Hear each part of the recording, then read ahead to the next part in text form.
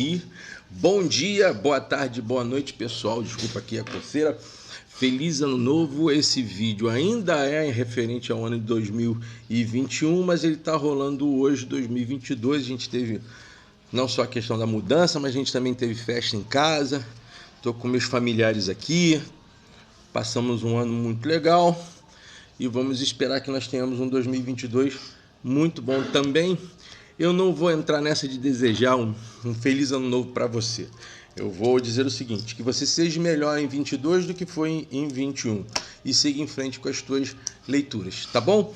Hoje a gente está falando sobre ficção científica, mas hoje em especial eu vou estar falando desta obra aqui que nada tem a ver com a ficção científica. Eu tinha falado isso já lá no outro vídeo. A gente vai estar falando sobre o último livro do Carlos Ruiz Zafón, que é A Cidade a Vapor, que foram 11 contos reunidos. Antes disso, eu queria agradecer a minha prima que me deu, a dona Lília, que me deu este livrinho aqui de presente. A sensação que eu tenho é que a Soma das Letras, na sua edição, deixou o livro bem enxuto mesmo, porque normalmente nas edições espanholas e portuguesas, lá pela editora Planeta, os livros são maiores.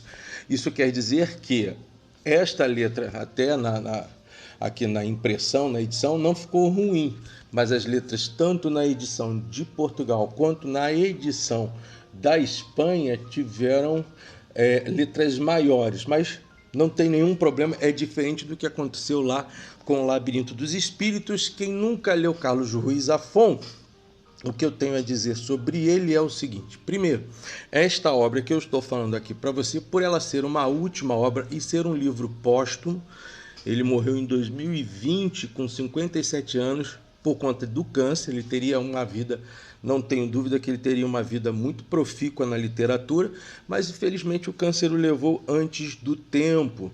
Então isso acabou gerando alguns problemas para a edição desse livro, mas ele sempre teve um carinho muito grande com os seus leitores e ele deixou preparado esta obra final como se fosse um fechamento do ciclo dele como escritor. Ele já estava acometido pelo câncer.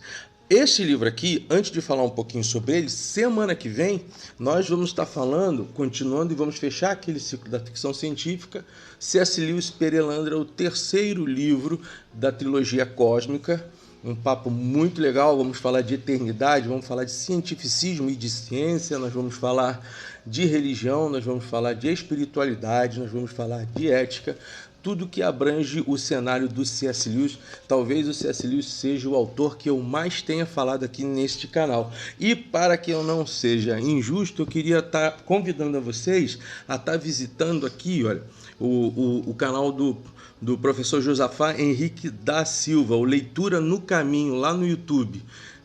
Tive um contato inicial, ele está começando agora, vi alguns vídeos dele, gostei muito das temáticas que ele levanta, da forma como ele aborda, uma forma bem leve e bem reflexiva. Então, gente, Leitura no Caminho. Se você está aqui no Virando as Páginas, vai lá no Leitura no Caminho. E lembrando, você só vai receber informações do nosso canal se você curtir o canal e se você também se inscrever nele e curtir o vídeo. Então, onde está, não sei se é aqui ou aqui, mas procura aí no seu vídeo, clica no sininho e participa com a gente e curta e, se possível, comente o que você achou desta fala de hoje.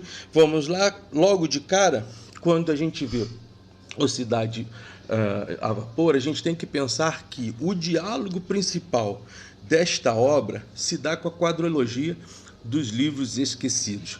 Lembrando que o Zafón começou as suas obras a partir da trilogia da Névoa, As Luzes de Setembro, Palácio da Meia-Noite e O Príncipe da Névoa.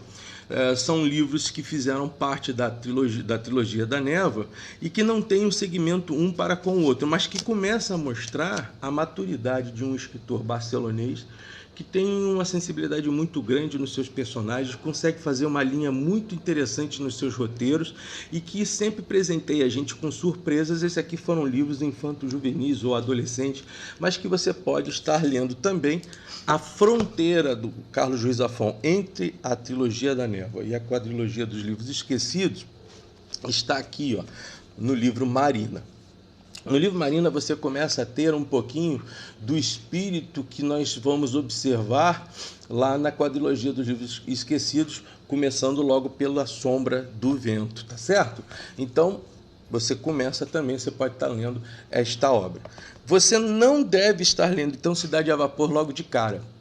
Você tem que deixar ele por último, porque ele tem diálogos muito fortes, principalmente e mais fortemente com a quadrilogia dos Cemitérios Esquecidos, e entre os 11 contos, em algum momento eu vejo muito uma conversa com a segunda obra dele da quadrilogia, Jogo do Anjo, e a última dela, que foi o Labirinto dos Espíritos.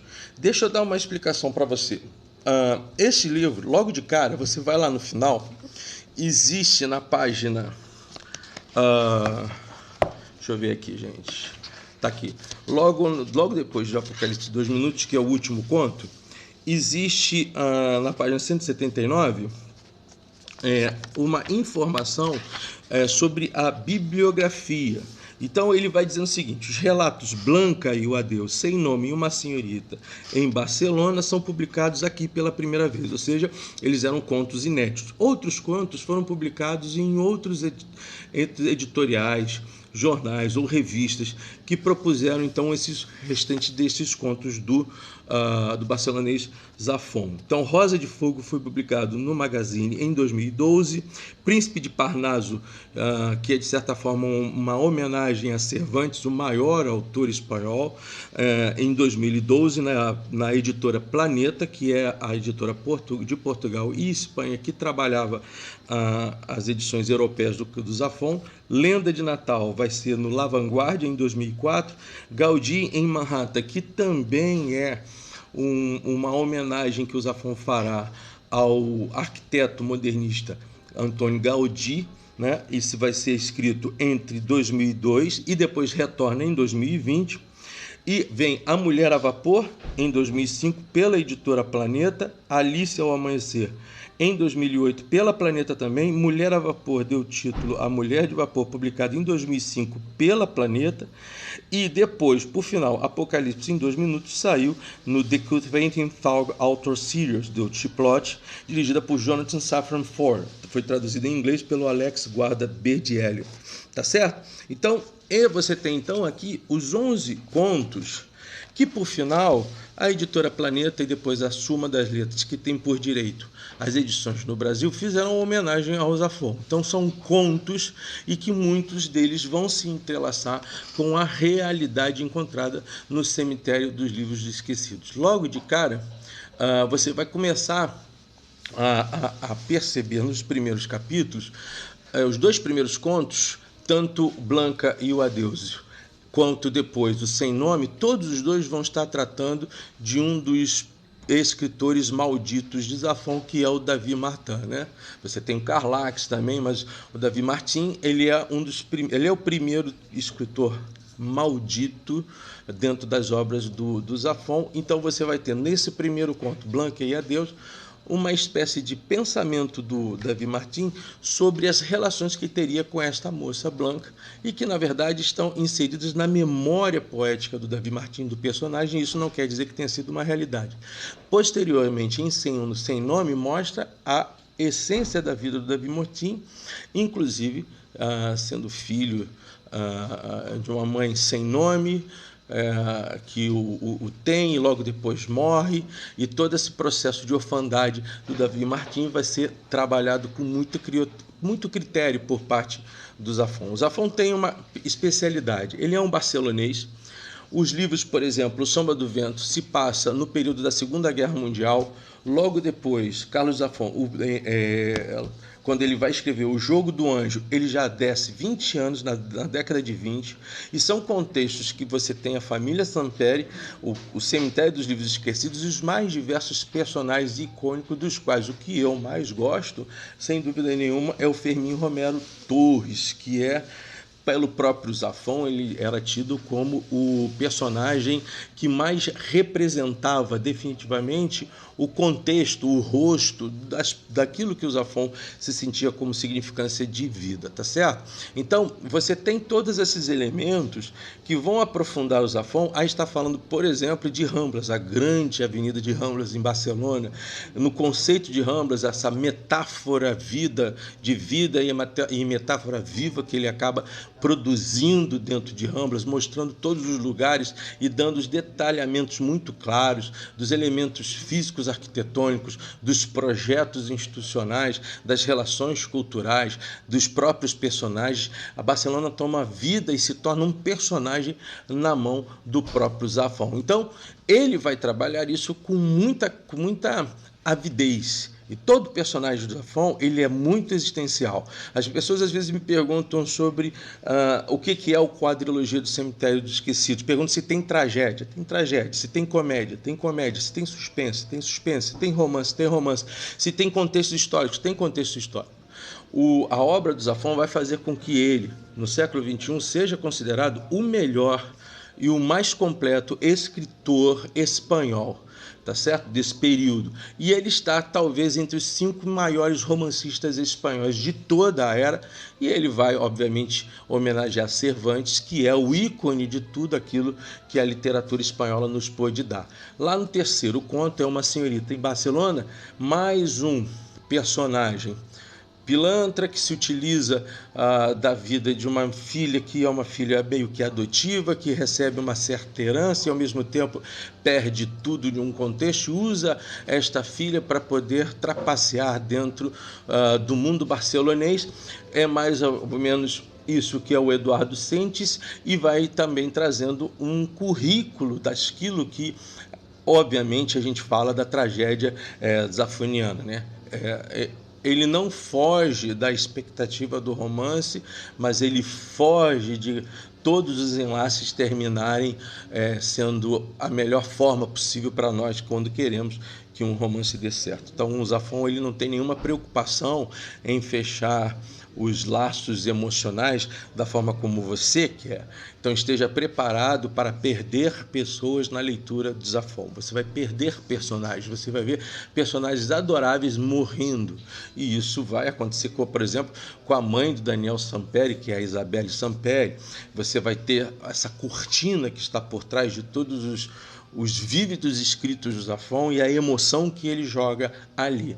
Mais à frente, nos 2 próximos contos, inclusive contos que eu gostei muito, tanto Rosa de Fogo como Príncipe Parnaso, Rosa de Fogo vai me trazer muito a ideia da Labirinto dos Espíritos, porque ela trata de assassinos e uma espécie de espionagem no período do franquismo. O franquismo, ele vai ser trabalhado no livro O Jogo do Anjo. E no Jogo do Anjo você também terá o ente metafísico Andrés Corelli.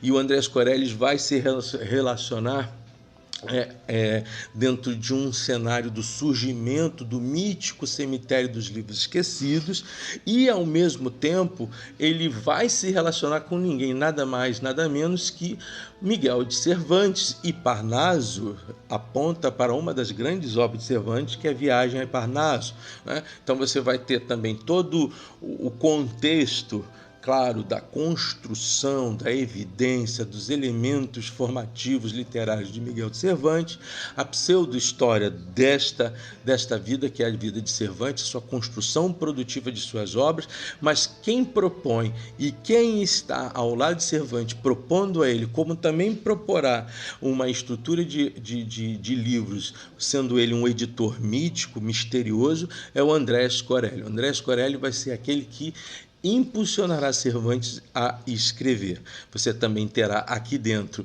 mais um romance com um contexto trágico, que é a da Francisca de Parma, Sancho, do Sancho, amigo de Miguel Cervantes, que vai dar a origem à ideia de Sancho Panza. Você tem as relações de personagens criados por Zafón com personagens que depois seriam inseridos na obra de Miguel Cervantes, principalmente Dom Quixote de La Mancha. Então, você tem esse diálogo muito bonito e, ao mesmo tempo, muito sutil, levantando personagens que estão aqui no Cemitério dos Livros Esquecidos e também dando embasamento para o surgimento dessa biblioteca misteriosa, mítica, e que vai dar todo o enredo das tramas de quadrilogia dos Cemitérios Esquecidos. Lenda de Natal talvez seja um dos romances, um dos contos que eu menos gostei, sempre com aquela característica gótica, é um escrito um conto muito rápido.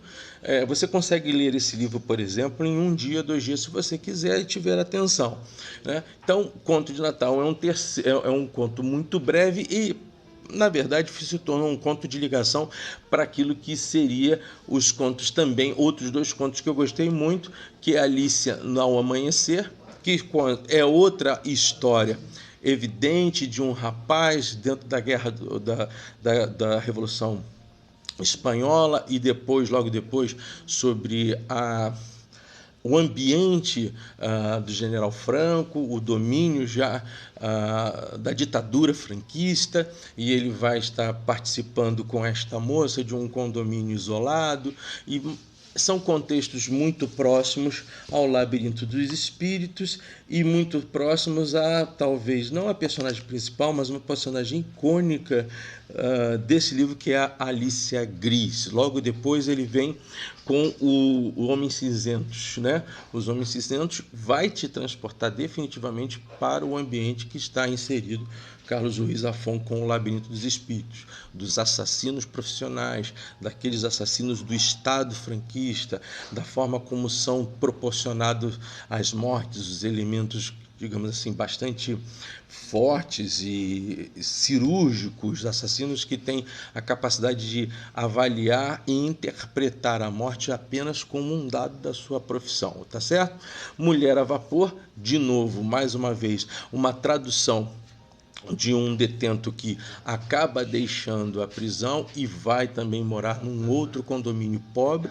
E, por fim, Gaudí em Manhattan, que é uma homenagem a Gaudí, como eu tinha falado, e que também tem a produção e a aproximação justamente com No Labirinto dos Espíritos, com o André Scarelli. Fechando em Apocalipse 2 Minutos, ele talvez seja um dos contos mais importantes para mim, porque mostra a temática que o Zafón dá às relações amorosas, à eternidade, às relações pessoais, às conjugações da cidade de Barcelona e às construções definitivas de todos os contextos dos seus romances.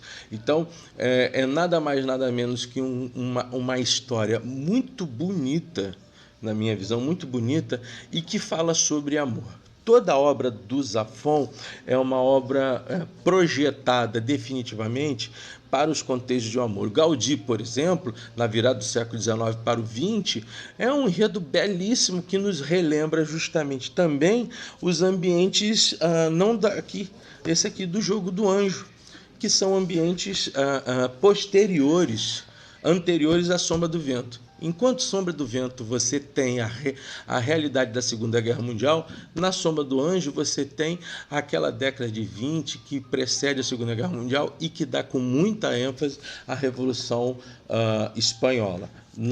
Aqui no Labirinto dos Espíritos, para mim, talvez seja uma dos maiores textos que eu já li, que é quando dos ataques dos aviões dos caças italianos de Mussolini sobre Barcelona. Pouca gente se recorda disso, os mais novos nunca pensaram nisso, mas Barcelona foi sumariamente atacada pelo governo franquista sob apoio tanto do nazismo alemão quanto também da Fascio italiana, tá certo? Então, é uma proposta que eu dou para você, se você quer de novo rever Bernarda, Daniel Samperi, os Barceló e todos esses personagens que fizeram parte de toda a antologia zafoniana, venha ler Cidade a Vapor, mas volta a dizer, só leia ela depois de ler os quadrilogia Cemitério dos Livros Esquecidos. Vamos recordar? Sombra do Vento é o primeiro livro que você vai ler. E eu digo isso, apesar de ele achar que não precisa ler segundo a cronologia das edições, eu digo a você que é melhor que você leia A Sombra do Vento primeiro, depois você vem para o Jogo do Anjo, aí você vem para o livro de conexão final, que é o Prisioneiro do Céu, onde o personagem Fermín Romero Torres é muito bem utilizado aqui. E por fim você fecha com o maior livro da quadrilogia, que é o Labirinto dos Espíritos. Falar de Zafón é um pouco falar da tragédia dos seus livros e da tragédia que foi a sua vida. Alguém que alcançou um espaço literário importantíssimo no século XXI e depois viveu um bom tempo numa ponte aérea entre Estados Unidos e Barcelona, é perceber o ambiente de Barcelona, é conhecer efetivamente a alma barcelonesa, essa metáfora existente que ele faz com que a cidade de Barcelona se torne um elemento vivo nas suas mãos. Pouca gente sabe disso. O Zafón também, eu vou ver, não sei ainda, de repente, se você estiver ouvindo uma musiquinha de fundo, é música a piano do próprio Zafón, que compôs para a quadrilogia do Cemitério dos Livros Esquecidos várias músicas ao piano, belíssimas, tranquilérrimas, que fazem a cara de Zafón, a personalidade de Zafón, a alma de Zafón e aquilo que ele nos dá como herança literária. Tá certo, gente? Mais uma vez, feliz ano novo. Semana que vem nós vamos estar falando de C.S. Lewis e, acima de tudo, perceba muito claramente essas condições todas que nós estamos tentando trabalhar para o ano. E agora, para frente, eu vou dizer os principais livros do ano de 2022, se Deus quiser. Como eu sempre digo, supere-se, aprenda mais, ler é bom. Virando as páginas, clica no sininho, inscreva-se no canal, compartilhe o vídeo, faz a gente crescer. Até mais. Até logo.